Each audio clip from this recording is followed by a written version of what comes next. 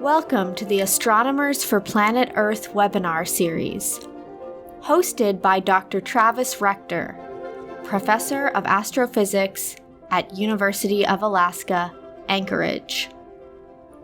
Today's guests are Michelle Willebrands and Dr. Cecilia Scorza.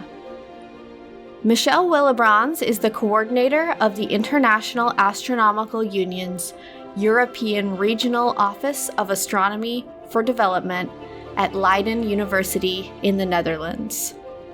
She is also the project manager of the international H2020 SKIES project and was the lead on the Advocacy and Legacy work package of the H2020 SpaceEU project. Cecilia Scorza is a Venezuelan astrophysicist with a PhD from the University of Heidelberg. After years of research, she dedicated herself to education and outreach work. Over the years, she has developed many teaching materials and exchange programs for which she has won numerous awards. Hi everyone, my name is Travis Rector and I'm a professor of physics and astronomy at the University of Alaska Anchorage. And I'm also one of the organizers for a group called Astronomers for Planet Earth, who is working to help astronomers and educators understand the issue of climate change and things that we can do to help address it. And today I'm very fortunate to have two speakers with us. We have Michelle Willebrands from Leiden Observatory, and we also have Cecilia Scorza from Munich University. And the two of them are working on a really interesting project called Pale Blue Dot, which is an IAU-led project to help people get a perspective on the sizes and scales of the Earth. So Michelle and Cecilia, thank you for joining us today. In our webinar talk today, both will be speaking, and first we will have Michelle, who will begin by introducing the project. So Michelle, please go ahead and begin sharing, and let's go ahead and get started. Thank you very much, Travis. Hi, everyone. It's our pleasure to talk about this project that we are leading at the IAU Office of Astronomy for Development in Europe called Pale Blue Dot. So indeed, I'm here together with my colleague Cecilia, and I will tell you first about the background of this project. If it wants to go. We're going too fast. All right. And then Cecilia afterwards will tell you about the details of the implementation of a pilot that we have started a couple of months ago.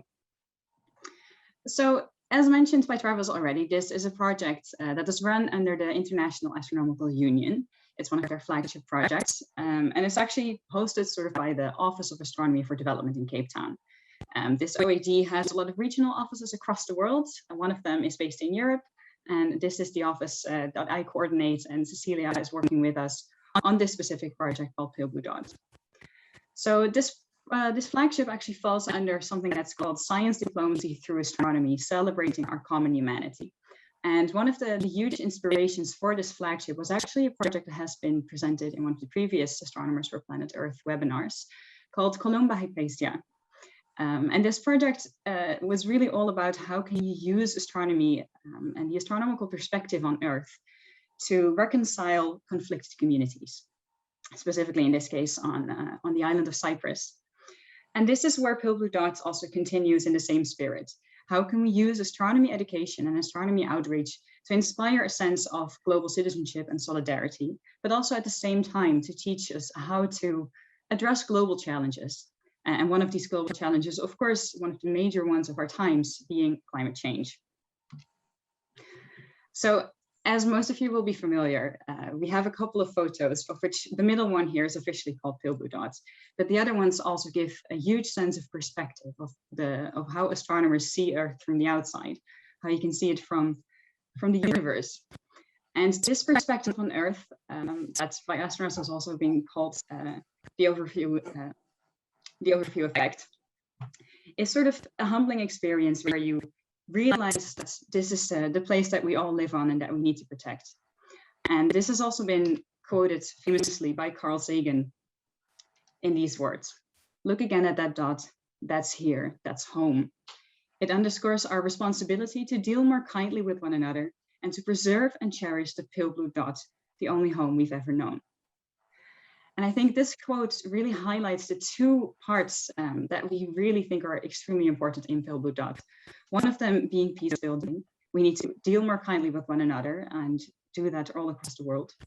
And also preserve the Pale Blue Dot, thinking about sustainability and the climate of the planet that we call home. So these are also reflected in our three main objectives with this project. First of all, this really is about global citizenship, and global citizenship entails the motivations, the knowledge, and the skills to address global challenges. One of the major ones being climate change. So this is immediately the second objective that we have. This project is mostly targeted at young children, and we want to give them the knowledge and the tools to act more sustainably and make choices for a future that is good for us and for the planet. And thirdly, we want to use this project to enthuse children about STEM fields, so science, technology, engineering, and mathematics. So that is in a nutshell what we try to do with this project. And this also links directly to the United Nations Sustainable Development Goals. This is the framework that is globally used for sustainable development. And these are the three overarching goals that we contribute to with this project.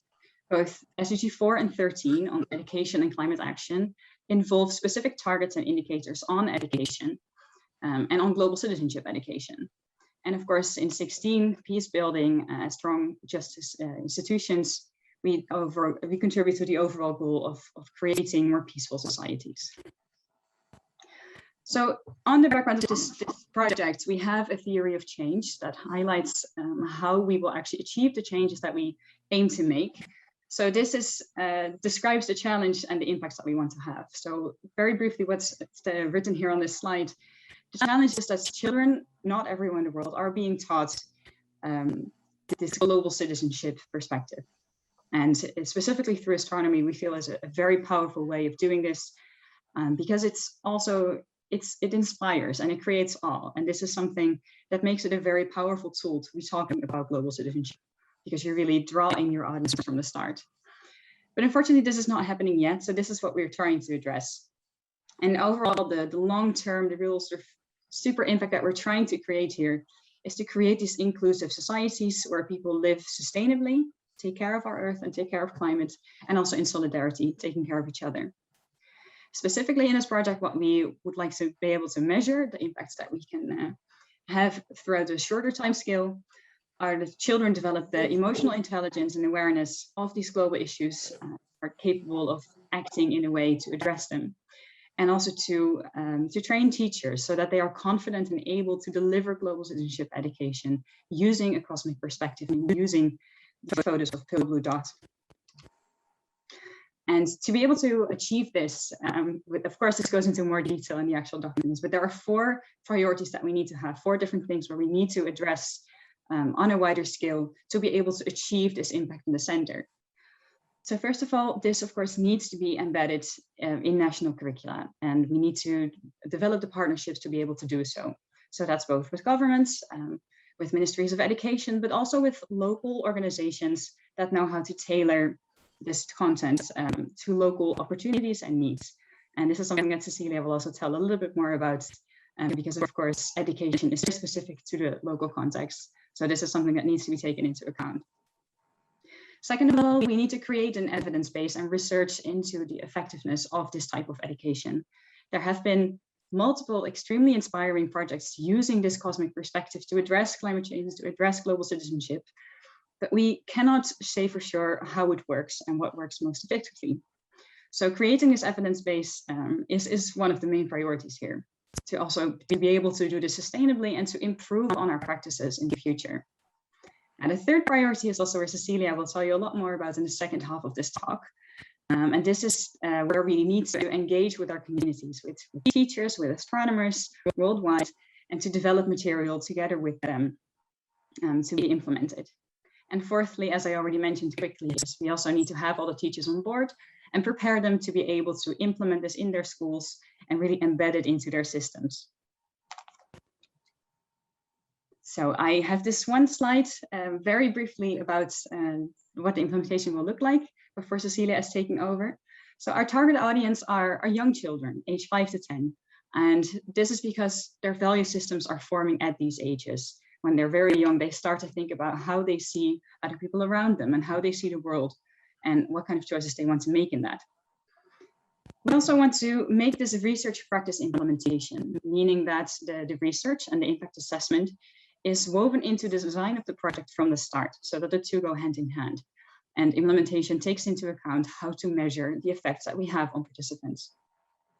Now, this, of course, also needs to be done in a multidisciplinary way. Astronomers alone cannot possibly implement and evaluate a program like this. So we work together with psychologists, with people who understand child education a lot more, people who understand peace education, to really combine forces and make a program that works. And the last thing that will be explained in a lot more detail is that we work with the UNESCO framework for global citizenship education and education for sustainable development. These are widely accepted frameworks for implementing this type of training, also providing learning objectives and providing a framework that is already evidence-based to implement this. So this is where I would like to hand over to Cecilia, who will tell you a lot more about the material development of Pale Blue Dot.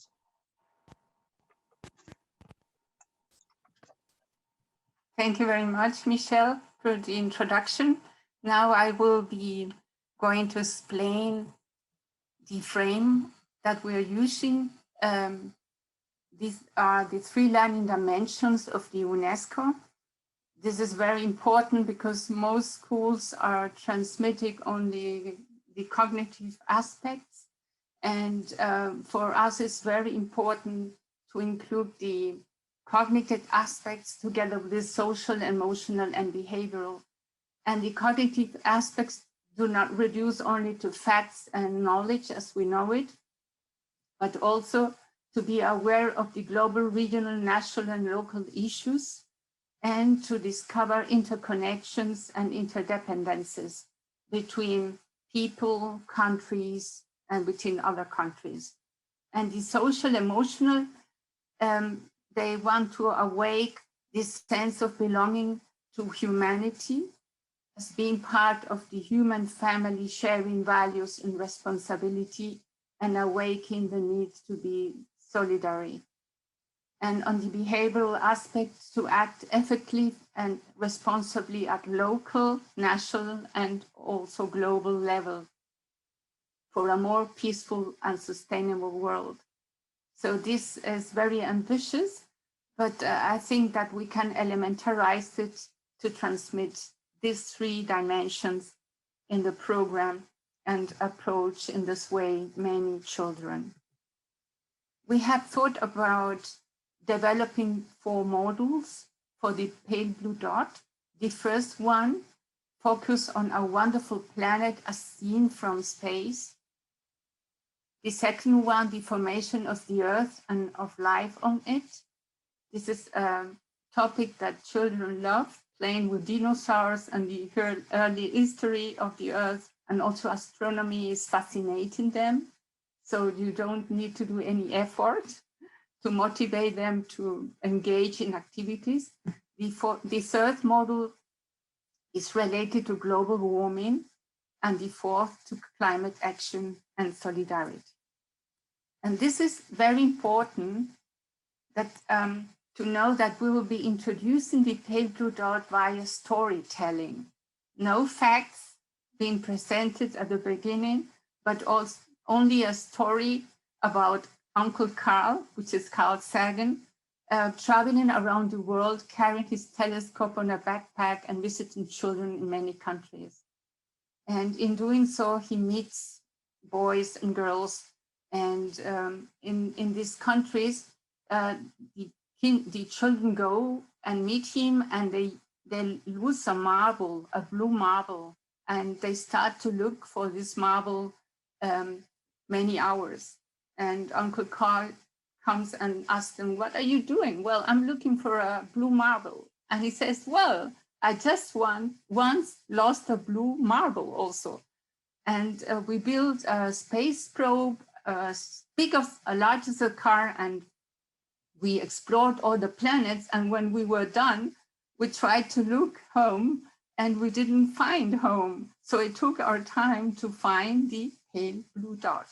So this is the story that will open the whole program.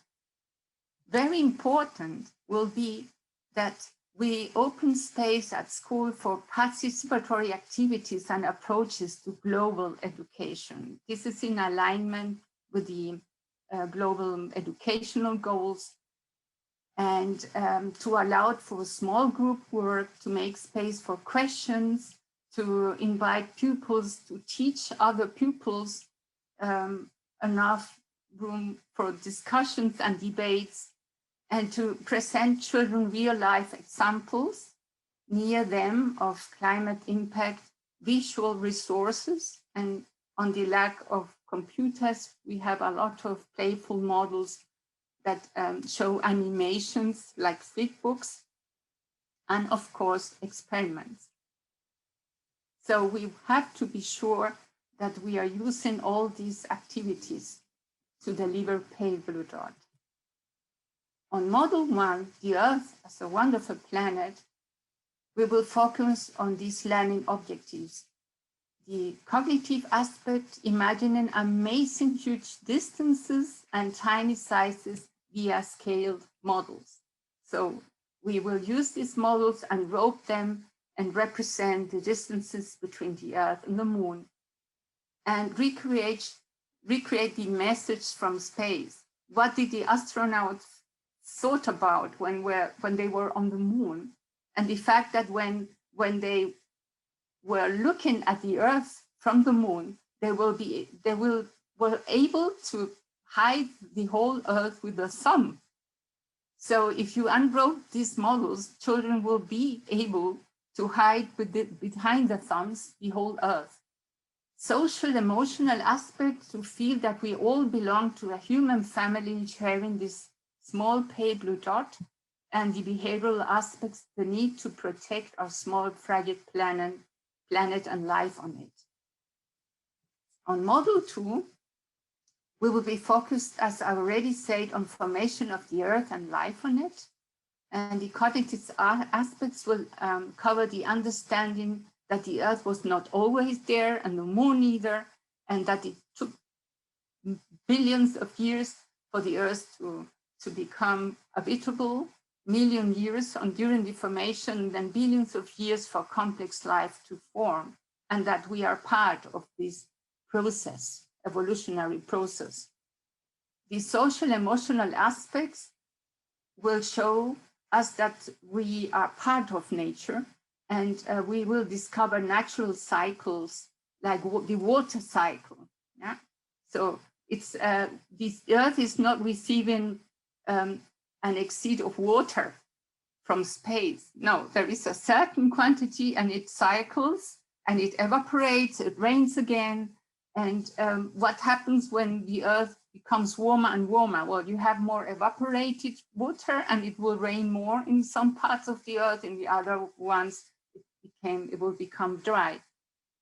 And the behavioral aspect will be the need to share natural resources. Nobody can talk about my water. It's the water that the Earth got from space, from the asteroids. And this is what we want to achieve. Model 3 will focus on global warming, what's happening with the Earth, and then understand the role of the atmosphere and the consequences of global warming due to the emission of CO2. And to understand that due to these greenhouse gases, the Earth is warming and warming, and the ice on it will melt and melt. And children can make a lot of experiments to figure out what happens when ice melts, or what happened with the Earth that has no ice surfaces, white surfaces, and another Earth or another planet with plenty of it. Just put your hands with these globes under the sun and you will feel it immediately. And the social emotional aspect will be to feel the need to take together responsibility on the preservation of our planet and undertake actions to share natural resources and stop global warming. So we don't want to panic, to make panic, but we will just be trying to elementarize global warming for children in the way that they engage in Model 4 with climate action and solidarity. and understand the way that global warming is affecting children worldwide. If we address children living in industrialized countries, well, they shouldn't focus on what they are living on their surrounding, but also think about children abroad that are suffering more the consequences of climate change.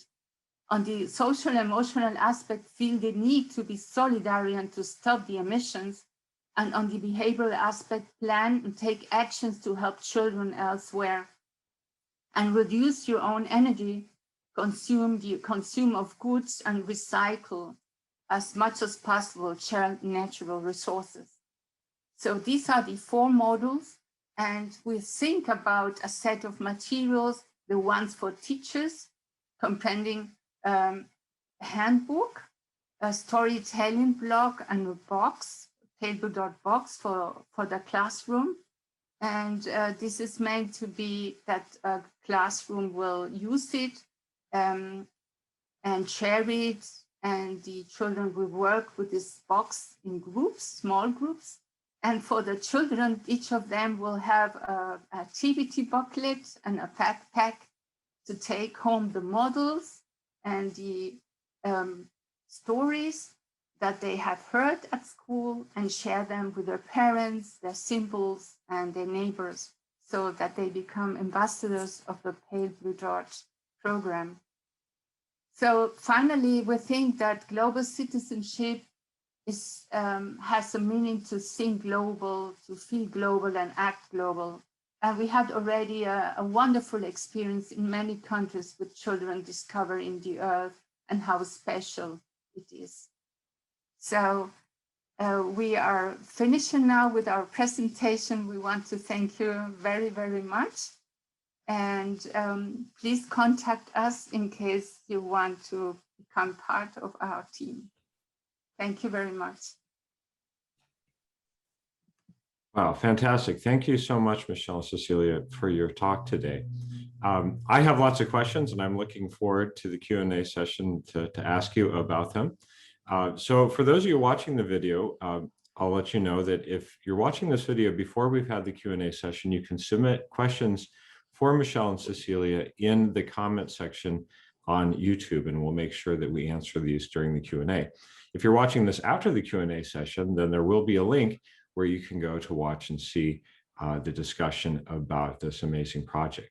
So thank you again to both of you, and I look forward to the Q&A session. Thank you very much. We hope you've enjoyed today's talk. Each of our talks is followed with a Q&A session that you can learn more about in the video description. If you're interested in Astronomers for Planet Earth, you can learn more at our website, astronomersforplanet.earth, and on social media as well.